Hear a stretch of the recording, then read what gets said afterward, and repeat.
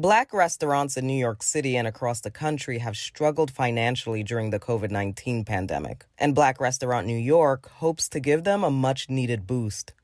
The initiative aims to help more than 100 restaurants, food trucks, and other dining establishments to recover from slashed revenues. I'm Roxanne Scott with KISA Public Radio. I spoke to James Freeman, co-owner of 3 eateries in Brooklyn. He spoke to me about just how much revenue has dropped during the pandemic, the one concrete thing government can do to save restaurants, and why he's still optimistic about the future. Tell me about your menu for Black Restaurant Week. What will you be serving, the prices, and what do you hope to get out of it? You know, like for Sally's, we're going to have like oxtail dumplings. That's one of our options. Ramen is one of the options, oxtail ramen. At Sweet Science, shrimp and grits with a white wine sauce, possibly. You know, we might just keep it simple and just give people a traditional steak cooked to perfectional deliciousness.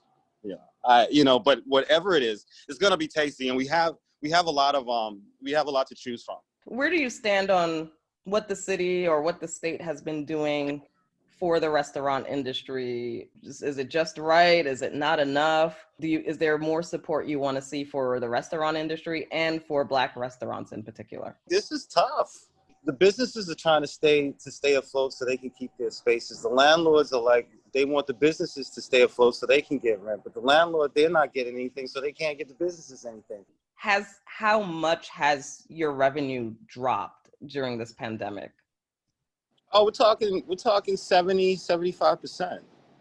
You know, it's like right now I'm trying to figure out how to maintain a business on a skeleton crew, right? While hopefully, waiting to see if the government kind of figures out some sort of help, to get through the winter, because winter is coming. It's like Game of Thrones. Winter is coming. There's nothing at some point in time, every business owner is just going to kind of throw their hands in the air and be like, there's nothing else I can do.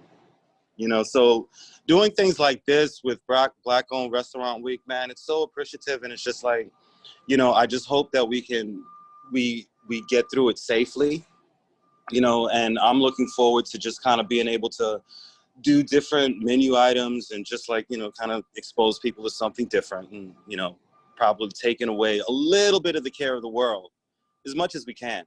What is one concrete thing you want to see done or that could be done to help restaurants? Jesus Christ. Stimulus, like some sort of stimulus package, like, bring that on board real quick.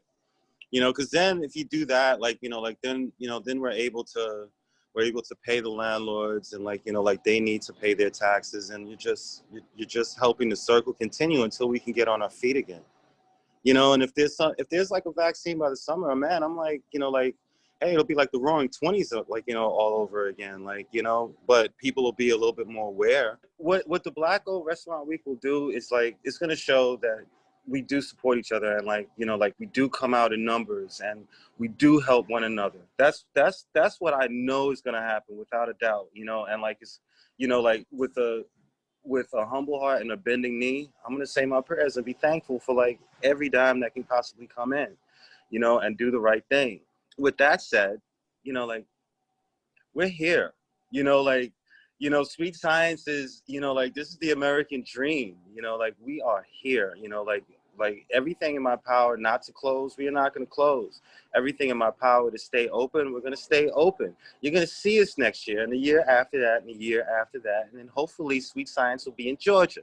And then it'll be in Virginia and Florida. And so will Sally's and Sally Roots, so I am, I'm one of the believers, man. I have faith. I